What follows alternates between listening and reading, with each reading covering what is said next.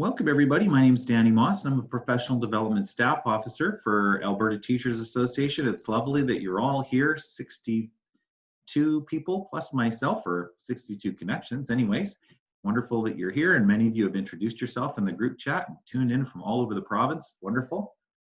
Before we begin, I'd like to acknowledge the land that we're on. So the Alberta Teachers Association acknowledges Treaty 6 territory, the ancestral and traditional territory of the Cree, Dene, Blackfoot, Saulteaux, Nakota Sioux, as well as the Métis. We acknowledge many First Nations, Métis and Inuit whose footsteps have marked these lands for generations, including the many places that you are joining from around the province as well. We are grateful for the traditional knowledge keepers and elders who are still with us today and those who've gone before us. Our recognition of this land is an act of reconciliation and an expression of our gratitude to those whose territory we reside on or are visiting. So welcome from wherever you are. We acknowledge the land that you are on, wherever you are in this province. So thank you so much for coming. As I mentioned, we are here to learn about ways, how does this all fit? How do something like flashcards fit in the whole learning scheme of where we're at right now with remote learning? Possibly even later, once you're in a face-to-face environment back with your students. Don't we all look forward to that? So we're going to take a look at why flashcards are a really great tool for building that background knowledge, because what we're really after is using our curriculum to develop competencies as well as literacy, numeracy, that type of thing. So where do flashcards fit in that whole scheme of things? And we'll then look at 3 specific tools for creating and using digital flashcards. Some of them you may have heard of before, others may be new to you. And I've got some support resources for those of you who'd like to. I'll do a quick demo how to create these things and share them with students and such. Before we leave the session, we'll talk about what the research says about how to get the best learning out of flashcards. Okay, if you use them inappropriately, what does that even mean, right? If you don't use them in the right way, there isn't much learning that will take place. But if you do it properly, you can really solidify and consolidate that learning for students, which they can then use that knowledge in all sorts of competency development and understanding, etc. All right, so we'll also touch on, let me tell you, man, this is a great activity for parents and families to support at home too. A lot of them are really unsure. We've heard of, like, I'm supposed to be a teacher now, and you know, what can I do? This is something that can be very successful for parents as well as students. Now, some of you might also be saying, well, this is all well and good, but only 25% of my kids have access to the internet at home or a device. No worries. We'll look at printing options here. For those of you who need print copies, not all of these, but some of these tools offer a print option. And so if that is of interest to you, we'll try to cover all of that, okay? All right, so once again, I invite you, I'm seeing about 15 people in here. I encourage you on your device, if you wish to, I'll just type in that bit.ly again. If you type that into your web browser into a new window, then you write it down if you wish to. If you wish to refer back to anything in these slides, this is how, bit.ly/ATA flashcards. And so with that, let's get started. So I saw over the weekend a really great tweet by a guy who'd been watching some online PD and kind of fitting in this whole, you know, adapting direct instruction to remote learning. So how to kind of sort out this whole remote learning piece. And so I'll just go, I've got a link here in the slides to, if you are interested, if you click on this link right here, I wonder if, did I link? Oh, I've got it in the slide notes as well. A link right to that tweet by Brad Nguyen. And so I'll just make it nice and large. Hopefully you can all see it relatively easily. And so when you take a look at the whole big picture of things, moving from top to bottom in terms of the teacher first demonstrating how to do a particular skill or understanding of teaching some content, some information, introducing some new concepts, etc., together, working together with students, and then the student does some independent practice or demonstrates an understanding in some way, right? Okay, so that, I mean, in our classrooms, it makes a lot of sense, but in terms of these remote learning environments, it can be a little bit more challenging to adapt. And some of you are already there, and some of you are on your way there. And so one of the things I wanted to point out here in terms of where this kind of fits is when we look at the right at the bottom there. All right, I zoomed in on this. So one way for students to then do some of that independent learning and practice is by, sorry, it's a little blurry, I zoomed in on that, it's a little pixelated, to provide some knowledge organizers for some self-quizzing and self-assessment. And so that self-quizzing has dual purposes. Number one, it can let them know for that self-assessment piece, it can let them know where they're at. How much do I really know this? How much do I really understand this? Where do I need to improve? How do I need to hit those learning targets set up by my teacher? That's certainly one thing. The second really nice benefit of this, and we'll touch on this more a little bit later, is the actually quizzing yourself in some way, whether it's with online quizzes or with flashcards or other tools like that, is a really effective learning strategy. So forget the self-assessment or the formative assessment piece for the teacher even, it's a really great way to learn it. That's the big idea here. So this can be your teaching, you're instructing students the best you can, but how do we know they're learning anything? So this is a way for them to actually learn. Now you might be saying to yourself at this point, hold on a second, flashcards, really? Like the 1980s called and they'd like their instructional practices back?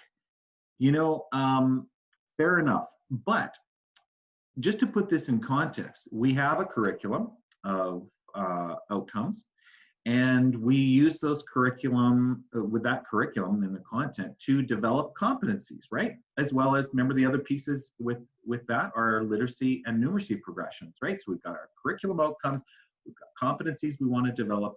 Look at all those competencies there, right? Critical thinking, creativity, problem solving, etc., right? And we've got literacy and numeracy.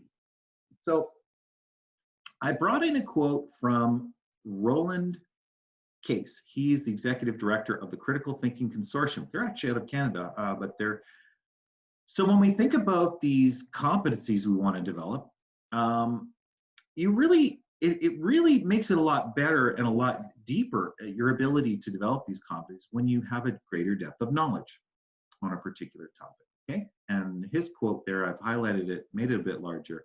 We cannot think critically about a topic that we know little or nothing about, okay? So, we certainly value competencies, and I don't want the perception to be that these flashcards were taking a step back to an era of education where it was all skill and drill and memorize. Although I will say memory work has gotten a bad rap, we're focused on understanding, okay? We're focused on, and this is a slide for those of you who've read John Hattie's work with visible learning over the last 10 or 15 years. Those of you, I've got Julie Stern's books on the left. She's talked about learning transfer. So we're aiming for that higher level, building on that surface learning, that foundational learning to get to deep learning, and then being able to transfer it into new scenarios, right? That's what we're all after here. No argument. But you need some knowledge, okay? So if you don't believe me, we're gonna do a little thought experiment, okay? You guys ready? And if anybody's been to my retrieval practice or supercharged learning session, this might be a bit of a repeat for you just for a couple minutes. But humor me for a second. That was just coffee going down the wrong way, people. Trust me. It's not a bad cough. You will not catch that kind of virus through the computer. All right, so here we go.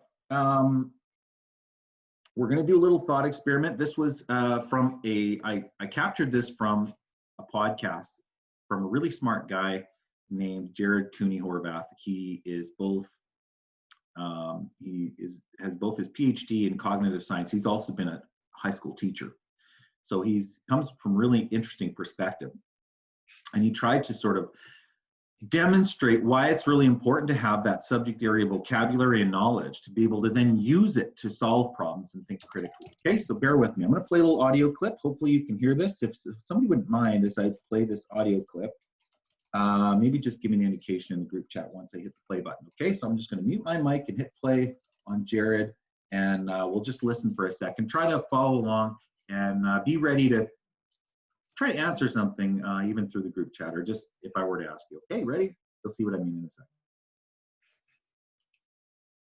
So this would have been about 3 weeks ago in the Journal of Brain and Medicine. A new story or a new article was published that shows that neutrinos within the medial temporal lobe, spinning in a clockwise fashion, generate the radio signal required by MRI machines to register a signal. So what I want you to do is use your critical thinking skills and your listening comprehension skills on that now, and tell me what probably methodologically went wrong with that study, or if nothing was wrong with it, what does that study suggest about how we analyze MRIs and have been doing this statistically for the last 30 years? So go ahead and use your skills on that information, and I'll talk to you guys in a bit. So, okay, we heard a bunch of stuff there about this MRI experiment, and our job now, our task now is to figure out what went wrong with it and what they could have done differently. We use some critical thinking, problem solving skills. So obviously that doesn't make a whole lot of sense to us, at least not to me, and I've listened to it probably 10 times or more, and I still don't understand what they were talking about. Now you might say to yourself, well, that's fine, but that's like neuroscience. That's really high level stuff. Let's think of something a little closer to home, okay? So if I were to ask you, when we take a look at the teaching quality standard, it just got updated in the last couple of years. And when we take a look at the teaching quality standard, when we think about which competencies would you say are most similar or most different to the ones we previously had? So that's a compare and contrast kind of thinking activity. We could sit, and I bet if I asked you to, you could probably type some of the competencies in the new teaching quality standard, and maybe some of you would be able to get some of them in the previous teaching quality standard, but it might not be a super fruitful discussion, even though we kind of have a familiarity with it. I mean, we are kind of bound by it in a way as a profession, not to shame anybody. The point is, we haven't taken the time to really learn it, okay? And so to really have a rich, fulsome conversation about this compare and contrast, we would really need to have learned more about the current and previous teaching quality standard. But if we brought that information forward with us, we would be able to then use it and have a really great discussion and develop those critical thinking skills, right? So kudos to those of you who would be able to rattle off all the competencies. I see you in the room. I think that you probably can, would be my guess. But, and several of us could, but I certainly probably couldn't. If I tried, rack my brain hard enough, I could probably think some of them. So that's a bit of the background, okay, just setting the stage for this. Yes, we want to develop competencies. Yes, we want to develop deep understanding, conceptual understanding. We want to be able to take that knowledge and put it into new situations. There's some funny comments coming in. So let's take a look at some of these digital flashcard tools, okay? Let's jump right into that. So we're going to take a look at our Quizlet. I know many people are familiar with Quizlet. We'll just do a quick refresh of Quizlet.com. And again, if you're thinking, well, this is wonderful, but I need paper packets for X% of my student. No worries. You can print off the Quizlet sets if you need to or want to. So you have that option as well. We'll take a look at a feature in a really cool tool called Pear Deck, which for those of you who've heard about Pear Deck in the recent weeks or even longer, you'll know that Pear Deck by default is a tool that takes your slide content, whether it's PowerPoint or Google Slides, and it adds an element of live interactivity to it. But they have another tool, and it's called Pear Deck Flashcard Factory. And it's super cool. And what it is a way to working live with students. So I know some of you are doing some live instruction with students, whether in small group or large group. You can do some live vocabulary work with your students and get them involved in the development of some of these flashcards. And there's a really, really killer, awesome feature at the very end of that process that I think you're really going to like. I'm going to make you hang on for that one. And then finally, one of my favorite tools that I've been harping on for the last few weeks, if you've been in any of my sessions, Quizzes.com. It's a tool very similar to Kahoot, but it also has and there is a printable feature for those quiz questions, for those of you who do need print copies or PDFs. But there's also a flashcard feature for practicing. And so we'll take a look at that as well. Ready? All right, so I'm gonna hop into Quizlet.com. So that is, and when you visit Quizlet.com, I'm not gonna start right from the very beginning on Quizlet on this one, unfortunately. We just don't have the time, but it's very easy sign up, Quizlet.com. And while you're waiting, I will also put a link in here for those of you who want the upgraded feature, similar to a lot of other tools out there right now.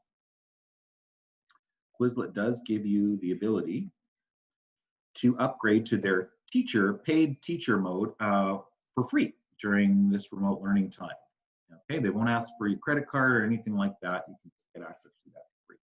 So let's hop into Quizlet and just see what it is.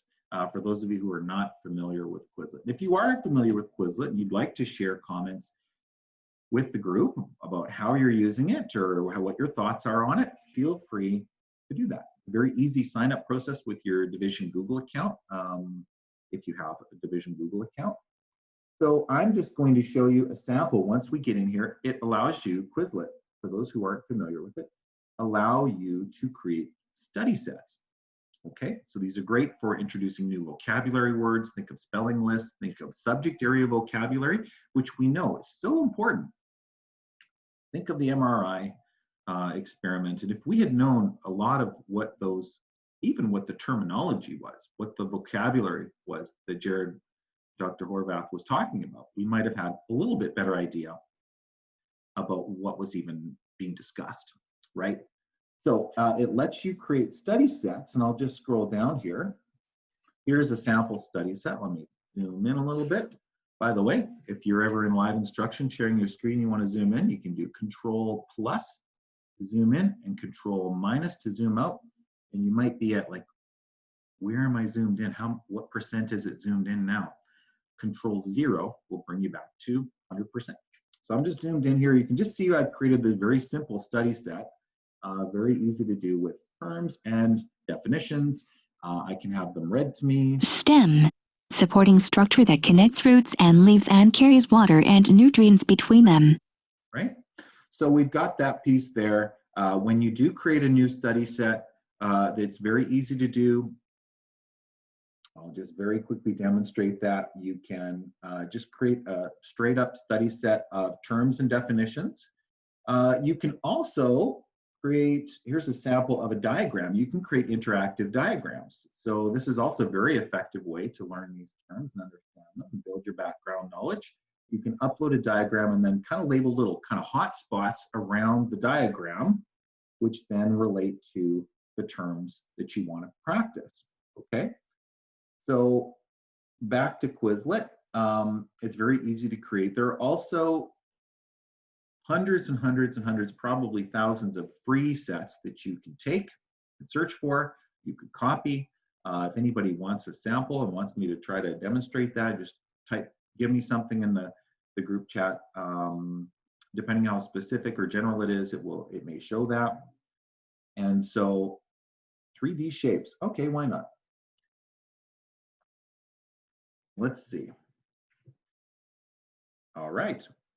So here are 9 terms. Let's take a look at that. So once I've found this set, all right, so here's the front, here's the back, and it has a picture there as well, which isn't loading at the moment, but trust me, it does.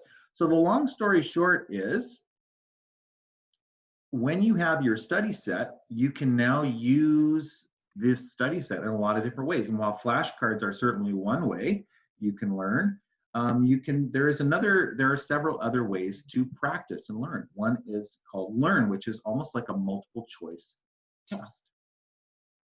So for example, this one, a solid figure that has triangular base 5 faces, 9 edges, 6 vertices, etc. So triangular prism, correct. So anyhow, you can practice it in a sort of a learning game. You can write things out. There's even a spelling thing where it will text to speech you the term and you write it out. So that was great for spelling test. And then there's a test feature. There's even some fun ones like a matching game, okay, where you match the term to the definition and you can say which one you want to, you have to type in the proper thing. So have the it's almost like it's like a little, the matching cards, for example. Let me show you what it looks like. Make everything disappear. All right, so you just kind of, here's the triangular prism. I'll drag onto that one. Whoops, that's a triangular pyramid. Whoops. Let's see here. There we are, and makes them disappear. There's even a, sort of a shoot 'em up game. There's lots of ways you can use Quizlet, but I did want to show you the flashcard way because it's a very effective tool now that you've got your set. Once you've got your set, it's very, very easy to share.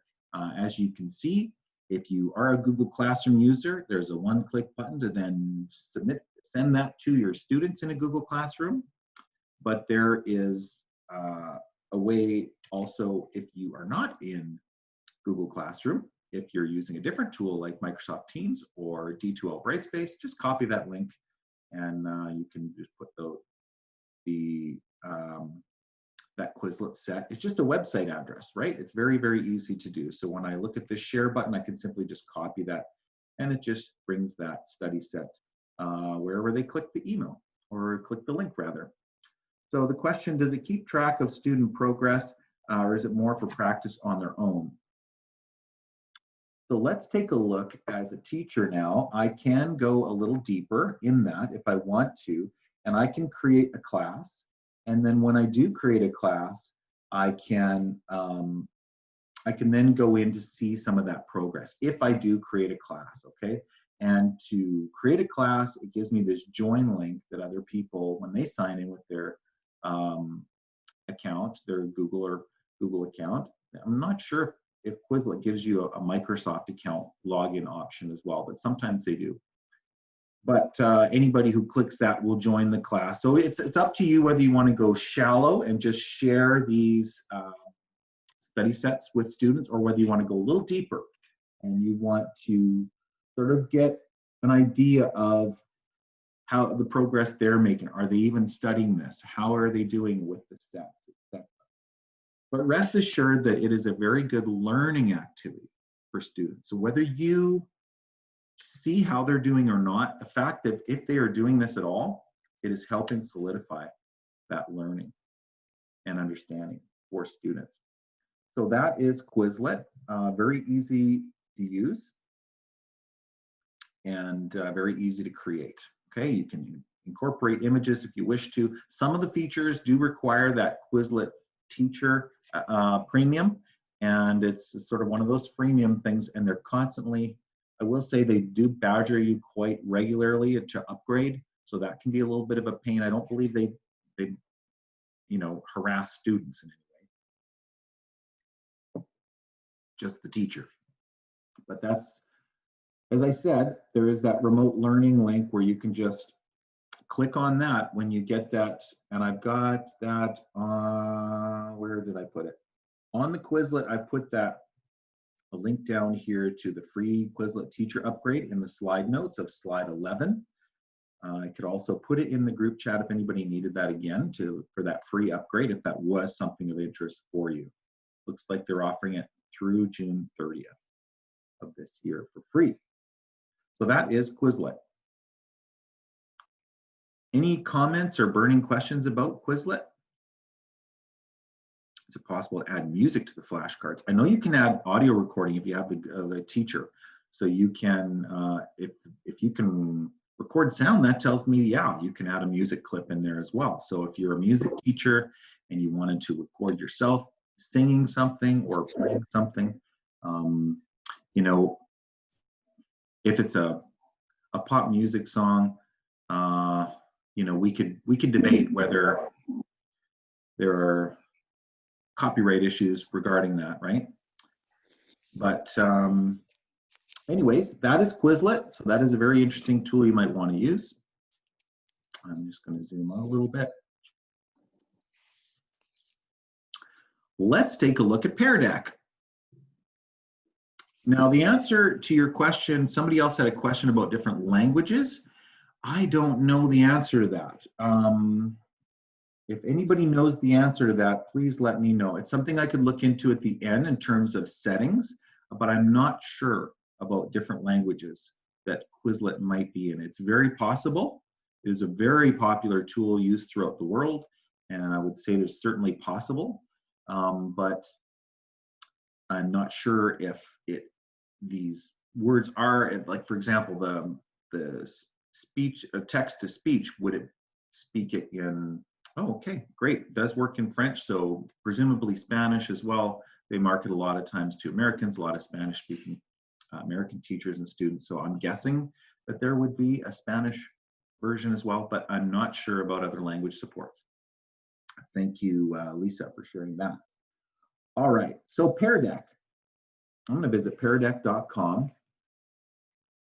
And by the way, in that slide on Quizlet, there is also, for those of you who want to learn more and don't want to have to rewatch this webinar to learn how to create a study set, I've also given a link to a YouTube series which shows you how to get started with Quizlet. So this is Pear Deck, and basically it takes your slides and adds interactivity. But there's another feature that we're going to focus on, which is not that today, and that is the Flashcard Factory, and it's pretty sweet. Anybody tried Flashcard Factory? Just let us know in the group chat. So I'm going to go to the teacher login here. All right, you have that Google and Microsoft option for logging in, which is super handy, prevents you from having to remember multiple accounts. And all right, so I can choose a prompt, create a lesson. I've got my slides. I can add interactivity. I can get kids filling in stuff on my slides. I can get them dragging stuff around, but that's not what we're here for. We're here for this vocabulary list. So check it out. Pear Deck vocabulary. Create a vocabulary list. So right from here, all we need to do on the spot, if we want to, we enter our terms and definitions, and here's the big idea with Flashcard Factory. You enter your terms and definitions, very similar to Quizlet, but then instead of leaving it at that, the part that involves the students is during a live session with students. So this would be face-to-face in your classroom, or more appropriately for now, it would be during some live instruction. If you're wondering, what's a way I can get my kids engaged in some live instruction versus just watching me teach something, which is certainly important too. We know how effective direct instruction is and how much kids need that, okay, especially right now. Parents are not sure how to teach those concepts. You are. But if we want another option and you've done some different types of games, this is a different type of game. And after we've got some terms and definitions, let me go to one, and we will demonstrate. And for those of you who'd like to play along at home, you certainly can. So I have a few terms and definitions loaded up already. Come on. What's really nice is it saves all of my Pear Deck files in my own Google Drive, if you're a Google person. So I have put in parts of the plant, and I'll just hit the edit button to show you what I have done with this. So the teacher beforehand creates the terms and the definitions, whatever it is that you'd like to study, all right? And then we're gonna play Flashcard Factory, and I'll do this live with you to show you how this works, to getting students involved. What the students are gonna do as this thing loads up, and by the way, I would invite any of you who are interested in participating remotely on your device. You can even do this from a phone, tablet, same computer in another tab. Joinpd.com and then type in that 5-digit code if you'd like to. Now, what it is going to, all right, one person joined, we're going to get a couple more. As long as we have a few people here, that's all that really matters. You'll see what happens. Essentially, it's going to be this, just to, for those of you who aren't planning on joining, here's how this is going to work. We have our terms and definitions. Now, students will be paired together, or they'll be divided into teams, a day shift and a night shift. It's kind of a factory metaphor they've got here, churning out flashcards. So the students will come across these terms and definitions, and what they'll have to do is draw an, number one, draw an illustration of what that term is, and number two, write a sentence with that vocabulary word in it. Sound good? And then all those flashcards come together as a class, and we can see them live and decide, is this one good? Does this one need a little work? How does that work? Oh, we got 14 people. I'm going to hit clock in here in a moment, unless there are still people trying to join. The moment I hit the start button, somebody will be like, no, I was just a moment away from joining. Why did you do that? All right, we're at 16, so I'm just going to hit it, okay?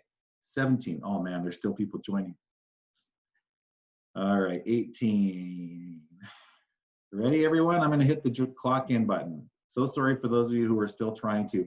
All right, so here you are. You're partnered in your day shift and your night shift. You've got some teams there.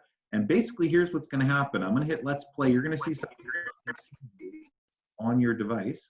You're going to see something a little bit different.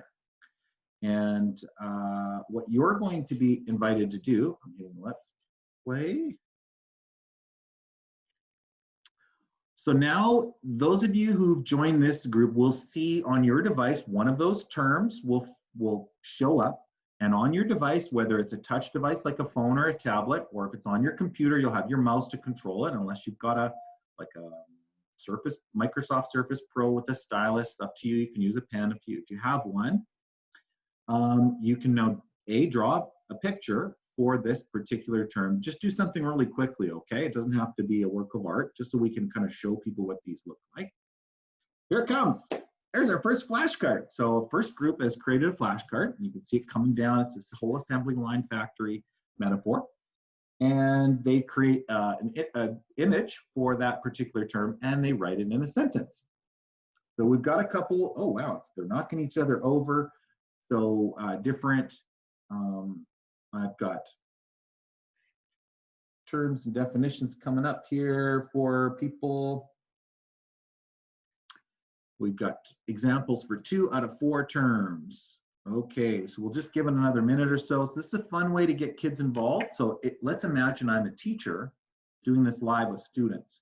They're gonna actually have to have another device, whether it's, if you're doing Google Meet, they can either just kind of minimize that Google Meet, open up their Chrome browser, or they can, if they have another device like a phone or a tablet, they can participate that way. Or you can just keep talking to them and keep instructing as you're waiting for those students who are participating with that to create the flashcards. Okay, we got 3 out of 4. Let's see here. We're almost ready with the 4th term. Look at that. They're just falling into the assembly line here. We need a little better idea. All right, 4 out of 4 terms. Good. So I'm going to go on to quality control. Some of you are probably still trying to finish your flashcards. So my apologies if you're still waiting to finish yours. Just give it another couple seconds. So we're doing this live with students. That's an important thing to note here. So for some of you who have students who require the paper packets or who aren't able to connect with you via Meet, this one probably won't be the right tool for you to use. Well, it won't be. I'm going to hit quality control as a teacher. So now what we're going to do is we are going to talk about the flashcards that have been submitted as a class. We're going to look at this. It's up on my screen here. So if I'm doing a live Google Meet or Microsoft Teams session or sharing my screen in some other way, I'm using Zoom or whatever your division has approved, we would go through as a class. Now I'm the one who gets the check mark and the X, but we could talk about it as a class. Is this an act for a STEM? Is this an accurate image? Yes, it is. How about a sentence? It's not really a full sentence, probably needs a little bit of work. No offense, people, I did ask you to do this very quickly, so I'll just hit stamp approval. And we can have more than one approved STEM here, okay? This one is we could talk as a class about what a full sentence is, etc. And we could do any sort of instant teaching we want to at this point in time. So you can approve. I'm just going to hit approve on every one of these, okay? So we would go through and discuss this. I just can't bear to reject any of your flashcards because I did kind of put you on the spot to do this quickly. So there's a little bit of time involved in this, depending on how many words you have to get through on a particular. Can you edit while you're going through with students? That is a good question. I don't think so. Let me just see here.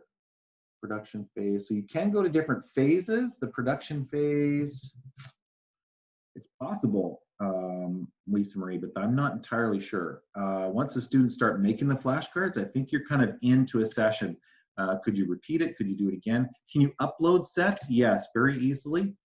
If you have any kind of a spreadsheet where you've got in one cell the term and the next cell over the definition, just copy and paste, very easy. So let me just approve all of these.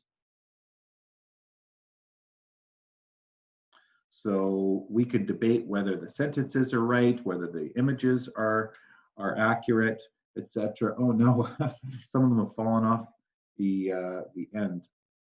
And so what it does is it gives us an option here once we've got this study set. Let's see. Now we've got our study set, and we can.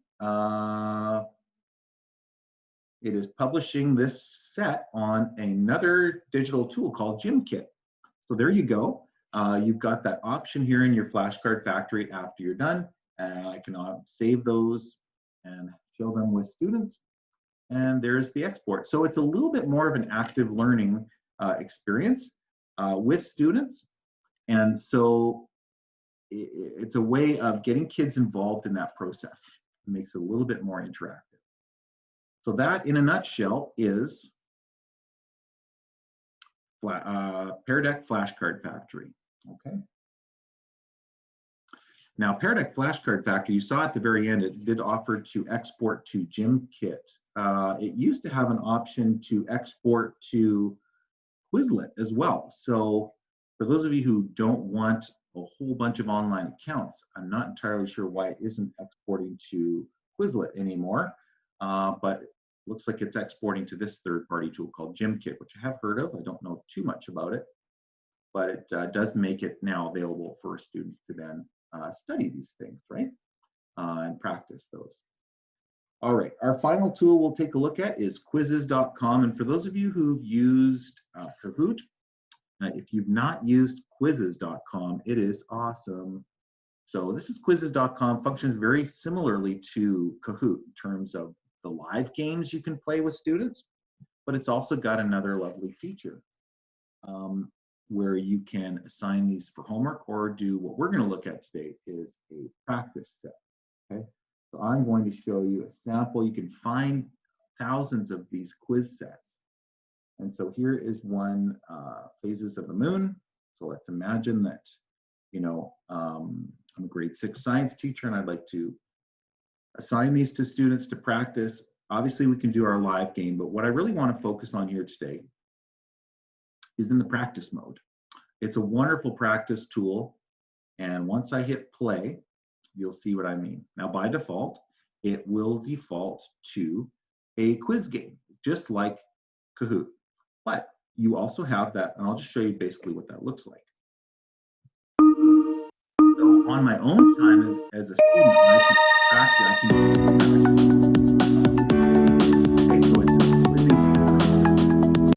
play against myself. And what's really nice about this is that I can, as a teacher, I can set up the different features I want to turn on and off. For example, I can turn off the timer.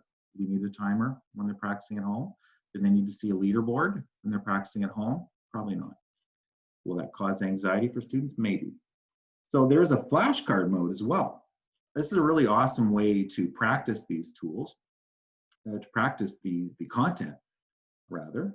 And so I'll just give you an example of what that looks like. So I can hit start. And so basically it now brings these flashcards right to you. So I can rack my brain to try to remember where the moon gets its light from. Anyone? Sun. All right, it reflects the sun's light. Great. So do I need to review that one? Did I not remember that one? It gives me a needs review option here. Or, you know what, I've got it. And then what I'm not sure of is if I click I've got it, it might take it out of the study set. I'm going to offer you some advice a little bit later on what some of the research says about using these flashcards effectively. And they're saying, don't, if you just get something correct on a flashcard once, don't take it out of the deck that quickly. Obviously, you want to focus on the things you don't yet know, but you want to make sure you've got it. What they're telling us is 5 times before you take it out of your deck.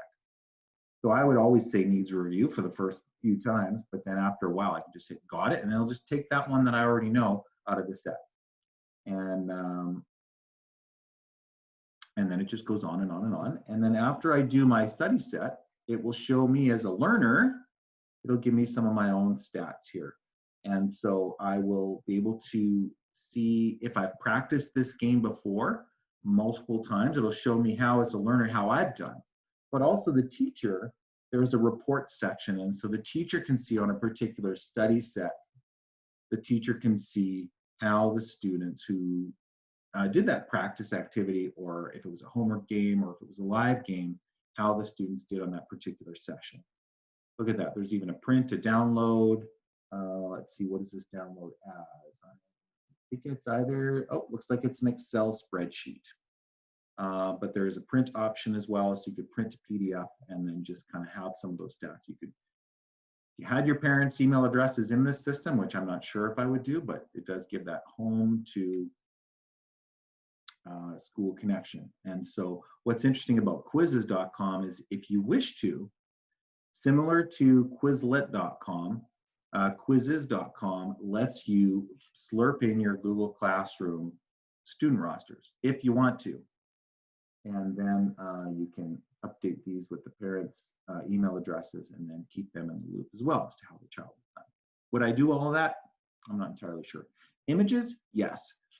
Quizzes.com does allow you to insert images. It also has a text-to-speech option for those students who need that, need the terms read to them. So that's another option as well. So once again, if you visit quizzes.com, you could just type in a search for a quiz. Anybody else want to suggest? Last time we did 3D shapes. Anybody else have something they'd like me to search for? Going once, going twice? No? Okay. So you can search for whatever you want. What's really nice about this is figurative language. Okay. Oh, nervous system just about made it. So look, there's a whole bunch of these. So what I can do is with these sets, I can just immediately send it to my students, or when I open up one of these sets, I can, if I hit edit, now it's saving a copy in my own Quizzes.com account, and now I can modify that. I can add things, I can remove things, I can change some of the language. It's up to me. So I can do that. I can also create whole sets for students as well. So I will show you very briefly how to create a new quiz.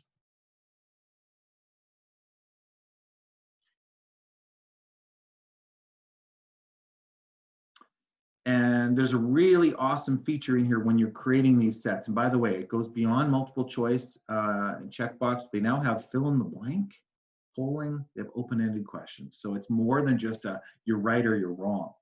There's a lot more to this. So I can add in a multiple choice question.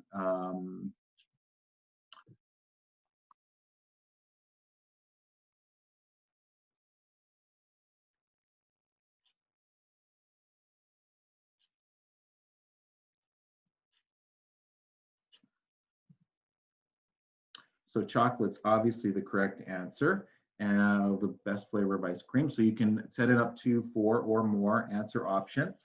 But what I also want to show you is there's a really awesome feature called teleport. So yes, I could find whole study sets, but what I can also do when I'm in my own study set, I can use this teleport feature, and I can just type in, let's type in nervous system.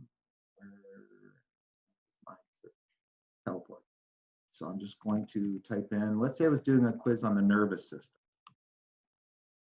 I can bring in question by question any questions that I want into my quizzes. Oh no, no nervous system ones. Let's talk about articulation. So at any point in time, if I could just, any of these questions in somebody else's quiz, I can just individually, question by question, I can teleport these into my quizzes, okay? And now students can study those as flashcards or quizzes. So it's an interesting feature. So I've got some support resources here on slide 13 for setting up Quizzes.com flashcards.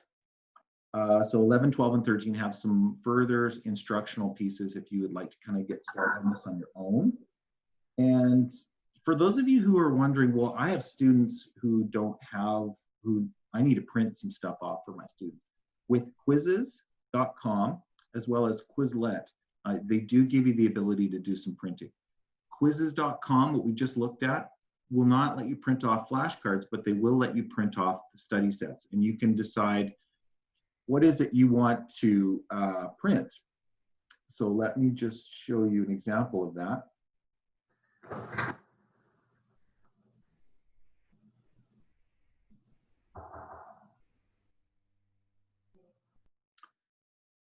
All right, bear with me, everyone. So let's just say I find a set and I want to print off. There's a little printer button here. See it? So if I want to offer that option to my students who are at home, now it opens up that study set for the question. It says, what is it you'd like to, let me just see if I can zoom in a little bit. What are some of the settings you'd like for this? But it'll only do them as multiple choice questions. It doesn't print off the flashcards. Quizlet, on the other hand, does. So if I chose parts of a plant, I didn't include any diagrams in this particular one, but there is a little, next to your study set, there are several options. And one of them is these 3 dots, and I can just click on print. And then I've got a whole bunch of options for printing these off. So it can print it off as a table, as a glossary. That's interesting. Small kind of flashcard strips almost. So you imagine just cutting straight across the paper and then folding it front to back. It'd be very easy for a family to do at home. You've got a large option as well for the same thing. And then 3x5 index cards. So I don't know if I would choose that one. Now, if you want to just send it as a PDF file for families to print at home, it gives you that option to open as a PDF. So you can either print or they can print. So that's an option for Quizlet as well. Now, parents, I don't know if anybody's seen this video. It's a funny video. I'm just going to show it to you in a moment. But this is a great way for parents to participate at home, in my opinion, because, you know, while some parents may be struggling with the time or the expertise to teach some of the things, this is something that will feel familiar to parents, okay? I would think most parents have gone through some time in their own education where they've used a flashcard, and or they get it. They get what a flashcard is. It's something that can bring success. It's something where they can see growth with their student. It's something that they can feel happy about, which is equally important right now. It's, you know, for everybody. So I just inserted this short YouTube clip. This is not a parent, but this is a music teacher. So this is kind of how a lot of parents and some teachers are feeling right now. So just bear with me. Hey, so as some of you guys might know, I'm a music teacher, and I found that one of the best ways that I can process the whole transition to online learning and teaching is to write a song. So I wrote a song. I'd like to share that with you guys now. Here we go. Right to the chorus. It's awesome.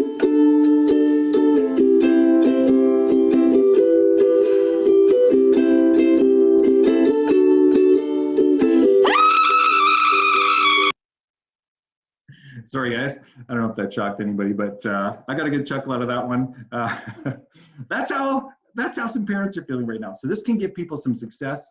Okay, if you just do a YouTube search for music teacher TikTok, you'll find this one.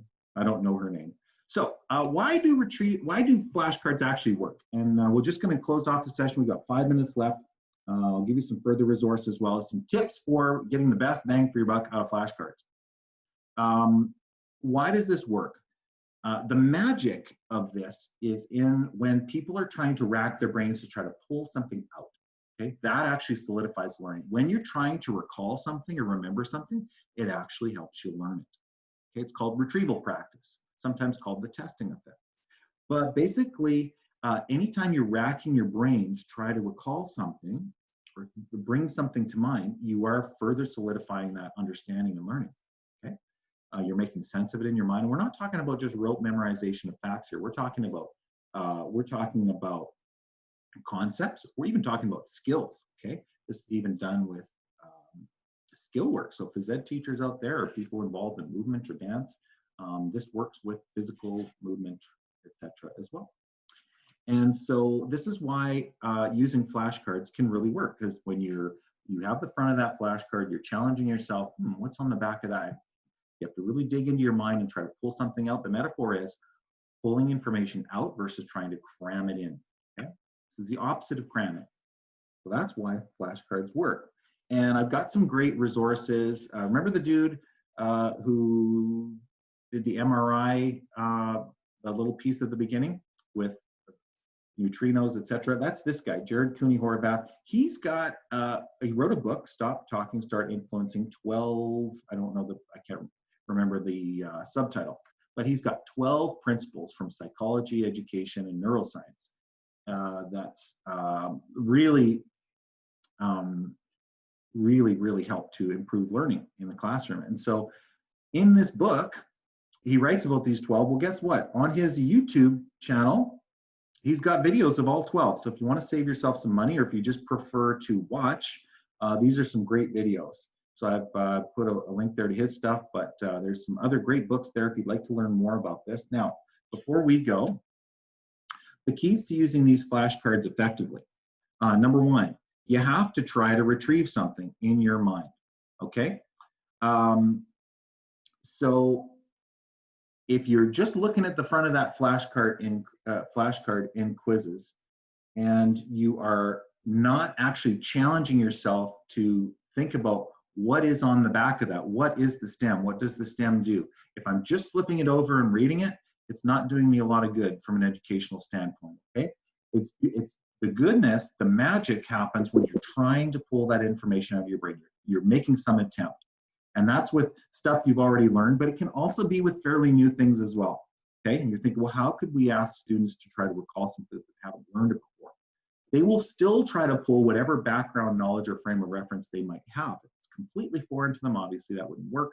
But if it's a new topic, they can still try to make some connection to something that they understand or recall. So make sure they are actually trying to retrieve something. The students must try to rack their brain and try to guess what's on the other side. And so for that reason, and for many others, I encourage you for these types of activities, please don't mark them, or if you do, make them a very, very low amount. Okay, we want to make this low stakes or even no stakes, because the magical learning part happens when they try to retrieve. Number two, after a while, shuffle the deck. Okay, whether it's digital or physical flashcards, you don't want students to be able to just recall these things in sequence, unless there, of course, has to be a sequence of some sort with the flashcards. But mix it up. And then finally, as I mentioned earlier, if a student kind of guesses right on what's on the, the part of the plant that holds up the plant, is it a stem? I'm not really sure. Is it a stem? They flip over stem. Hey, great. And they turn it aside. Well, they might not. They might have just guessed. Okay. So have them learn it, be successful with it at least 5 times what the literature says, and really know that you understand it and you know it. And so that's some options there for you. There's a really cool, they call it an edu protocol. There's a book, but there are also some free resources. This is a great vocabulary activity structure called The Fast and the Curious. And a really smart dude named Matt Miller, who has a book and a website, ditchthattextbook.com, has a really cool way to have students throughout the week study and learn vocabulary. And so if you're curious about a different activity structure for that, or something that's a bit more organized, check that video and his blog post out about the Fast and the Curious. They also give links to the Edu Protocol field guides. They have 2 books out now, field guides 1 and 2. And so it's interesting. But in terms of a process. But it's up to you. You can just use these as I've demonstrated here today. Joining me is Mr. Dan Grassick from ATA. Welcome, Dan. How you doing? I'm not hearing you. Your mic is unmuted, but I don't hear you talking. Do you want to tell people about the online feedback? Mr. Grassick, no? Okay. Dan mentions to me that we have in Sched on these sessions, you can give feedback on this session if you wish to. It's a happy face, a straight face. Oh, he's on the phone. Sorry about that, Dan. Happy face, straight face, or a sad face. So if you'd like to leave us feedback, you can email me at, let's see, Daniel. Thanks, Leanne, at ata.ab.ca. If you'd like to email me any suggestions, I will put this recording and the link back in that same Sched page that you clicked on to join this webinar. So within a half an hour-ish, I should have that link to this video. I'll just stop the recording now.